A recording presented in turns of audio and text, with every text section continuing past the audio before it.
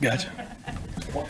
Why do you feel like you guys have had so much success stopping that interior run, in between the tackles? What you guys have done really well there. I think at times we've been really effective, and I think that's a testament to the guys up front. We got Nash and Ty and Blaze and Cam. We got a lot of guys up in there that are executing at a high level. So anytime you got players that believe in what they're doing and they go out there, you give them a chance to go out there and play fast. I think it's showing up. You know what I mean? So testament to those guys getting ready and the coaches coming up with a game plan that we feel like, hey, this is what they want to do. This is how we want to defend it, and it's worked so far in the past. What have you seen specifically from Nash? I see a guy who is starting to understand how good he is. I think he's one of the best D linemen in the country. You know what I mean? And he's proven that to us. So now it's more so he's putting it on the grass and kind of proving it to everybody else. But he's a guy who you root for because he does everything the way you want it to be done. He was a black shirt in the mat drills, doing everything right, low maintenance, great grades, great teammate. He's one of the organizers. He had all of they all stay in the house, him and Lucas and all those guys stay in the house. And we had family dinner yesterday, and they organized where they finally, all of them brought their girlfriends and stuff over, and it was like amazing to be able to be with them, be with them and be amongst them. And that goes back to the whole entire process, not just being about the grass and being football players, but us all being in this thing together. As good as you guys have started, Coach Rule said the other day there's a lot that can be done better on defense, and he said the thing he likes is guys really seem to, they believe it. They're not hyped up about what they've done so far. What have you seen about guys taking the teaching and seeing the areas they can improve on? Yeah, again, it starts at the top, right? Because it's real easy that you come off a win and everybody's feeling good and all that stuff. But, coach is always figuring out ways to make sure that everybody on the team is motivated and see that truly, right, we can get a lot better. Some of that stuff out there was ridiculous. And if we focus on that, on the process of playing great defense, playing and play out, everybody doing their job, then it shows up on the grass. And when it shows up on the grass, the guys, again, they believe. And then they believe more in the process. And then they put more feet to the grass of the process. And then, you're able to look after the season when we're said and done. And if we're a great defense then we're a great defense. But right now, we're an improving defense. How do you see the pass rush right now and how it's growing as the season goes?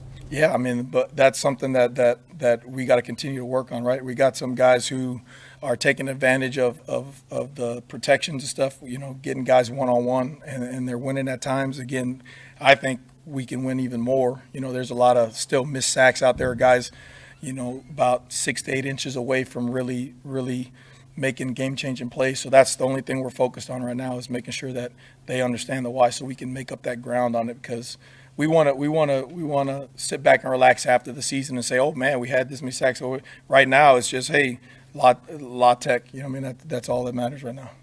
Just about every staff in preseason camp, at any team is going to talk about wanting to play a lot of players. Yeah. It doesn't always happen that way. Why for you,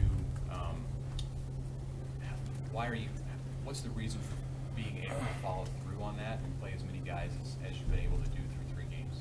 I think it's again, a great point. There's a philosophy, right? That's philosophy in terms of there's just some guys that don't want to only play the starters and that's it. And there's guys like Coach Rule that, hey, he wants to play anybody who can be effective on the grass, right? So one is the philosophy, and then 2, it's the players. You got a lot of guys who have been around that did not play, so you did not know what you're going to get, like Buddha. I know he's played Nash, I know he's played Blaze, I know he played, but they really didn't play. So you really didn't know what there was, right?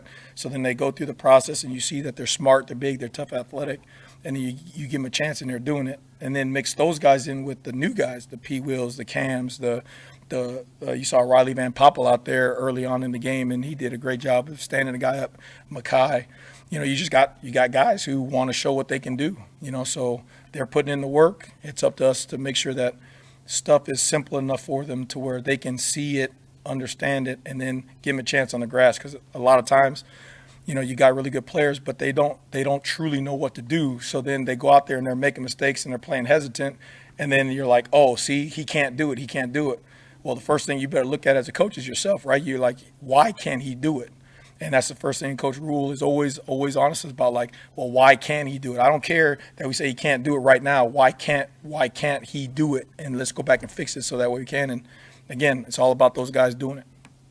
You mentioned Buddha. He had some injuries earlier in his career. Yeah. But what have you seen out of him? When did you realize like he can really fit within what you want to do? Well, again, that's Coach Rule, Coach Coop, Rob, and then Buddha. He has the traits, right? He walks into the room. That's one of the first guys. Everybody's like, man, who's that guy, right? Then you see him run around. You're like, dude, this guy's tall. He's long. He's explosive. He's fast. Like, well, why isn't he playing? Why isn't he, more effective? So then you move him down to backer, and that fits his role great, especially for what we do, right? He's blitzing. You get a chance to play him in some space. And then it goes back to Rob doing a really nice job of simplifying things like, hey, in this coverage, this is where you should be. Have your eyes where they're supposed to be. And then now let all that athleticism loose, And so he's continuing to get better and better. He's still got a lot to improve on, but at least he's showing what he's gotten, and he's having fun doing it. So it's cool. What concerns you about Louisiana Tech? They're good. I mean, they run the ball for over 180 yards a game. So I know for all this, they want to throw it all over the park, and they're really effective throwing the ball. Got a lot of formations. They got explosive wide receivers, multiple, but 6 is dynamo in there, and then their backs. I think their backs are really good. They make guys miss, and then they're explosive. And then, just the system, they're going to find answers. Very similar to Colorado-ish, in terms of the passing game. Get the ball out quick, get it to playmakers in space. Then when they want to take their shots, they'll be calculated and throw it deep. We're going to see deep shots. So they're tough. You see why they have a lot of success on offense. How nice was it to be back at home, and what were your first impressions of coaching a defensive game at Memorial Stadium? That was really like, I told my family this after, like, that's something that's like a bucket list deal. Like going through the red carpet and seeing all those hopefully future Huskers out there. Then I don't think I've ever been at a place where it was like pregame and you look up and damn near every seat was taken. Like you're like, holy cow, this is really cool. And then the light show, it truly was one of those times where you're like, I'm going to remember that for a long time. So it was amazing.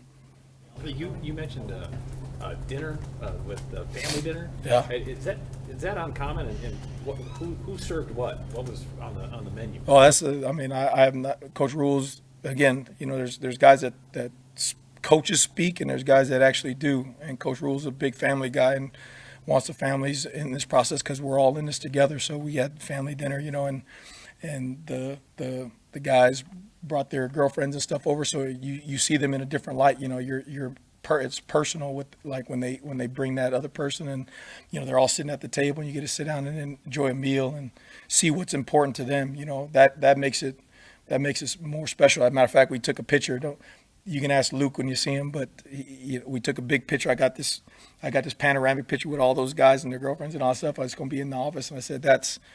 And all my coaching experiences, whenever you get to share that with the players, when it's personal like that, like, they might not see it, but it makes coaching that much more enjoyable.